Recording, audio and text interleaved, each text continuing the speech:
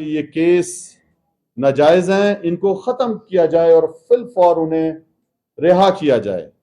ابھی رہائی کا سن رہے تھے، 2 اور پتہ چلا بلوچستان میں وندر اور ہب میں کیسز ہیں، اس کی بھی درخواست جمع کرائی، اور اس کے بعد سندھ پولیس بلوچستان آتی ہے طیارے میں اور ان کو اٹھا کر یہاں سے اب سندھ لے گئے ہیں، سنا ہے لڑکانہ کے ساتھ کوئی نصیر آباد کا کوئی ٹمبر کا تھانہ ہے، وہاں پہ آ جائیں۔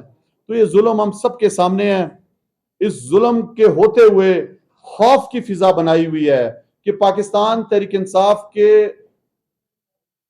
جو رہنما ہیں وہ سارے ڈر جائیں، عمران خان کا ساتھ چھوڑ دیں۔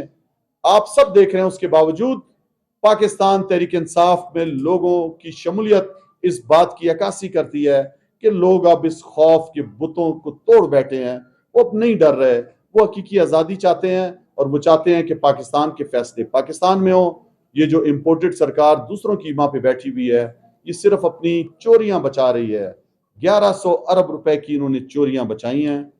ابھی ہم سب کے سامنے ہے کہ یہاں پر ایک اسی پی ڈی ایم کی جماعت نے ایک جلسہ کیا، اور اس جلسے میں جو ہے وہ والے نیچے چیزیں بچھائی ہوئی تھی جو لوگوں کو سیلاب زدگان کے لیے ان کی مدد کے لیے بھیجی ہوئی تھی، تو ان چیزوں کو استعمال کر کے اور وہاں پر جو ہے وہ کرسیاں سجا کر یہاں پہ جلسے ہو رہے ہیں۔